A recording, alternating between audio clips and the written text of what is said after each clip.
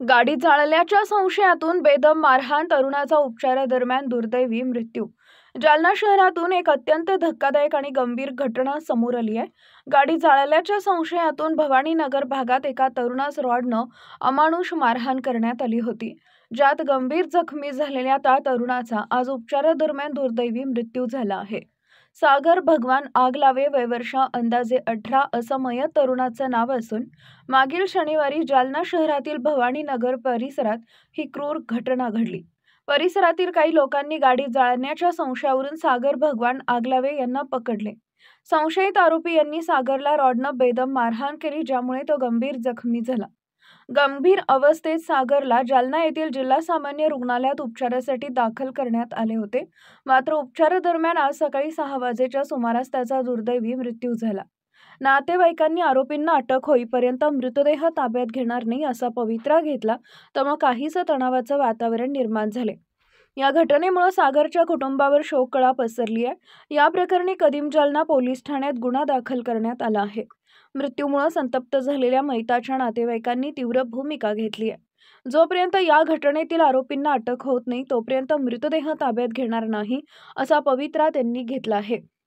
Police या घटनेचा कसून तपास करत असून आरोपींना तात्काळ अटक करण्याची मागणी जोर धरू लागली आहे।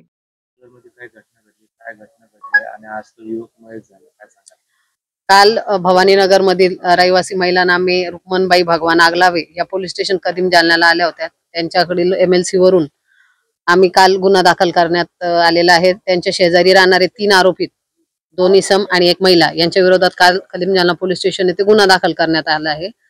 त्यामध्ये त्या युवकाचा आज पहाटे मृत्यू झाला आहे। उपचारादरम्यान मृत्यू झाल्याने आज त्याचे शवविच्छेदन आणि इतर प्रक्रिया करीत आहोत।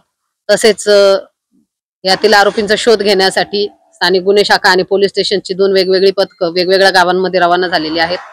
तसेच यातील गुन्ह्यामध्ये गुन्ह्याच्या कलमाची वाढ करण्यात आलेली आहे आणि पुढील योग्य तो तपास सुरू आहे। कारण काय मॅडम?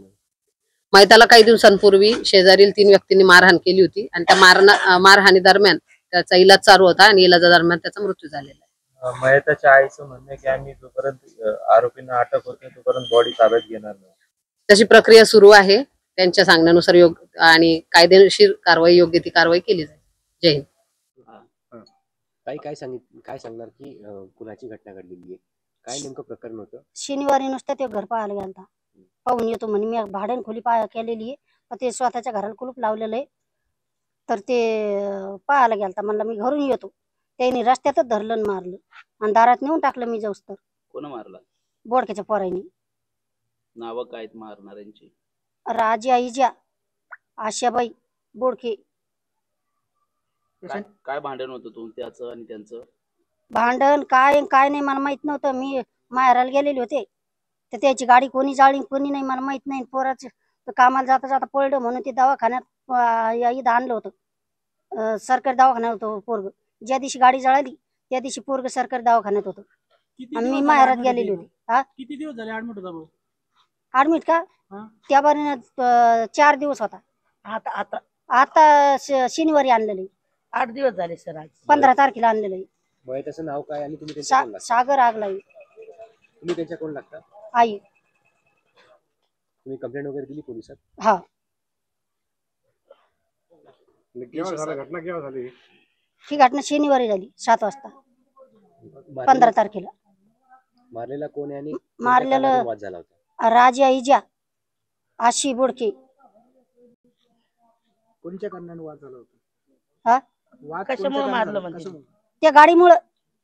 आणि आम्ही घरी नव्हतो ना, आमच्या घराला कुलूप लावलेलं होतं ना, पण आमच्या मागे पाठिंबा नाही कोणी, म्हणून त्यांनी याचा आरोप घेतला याच्यावर।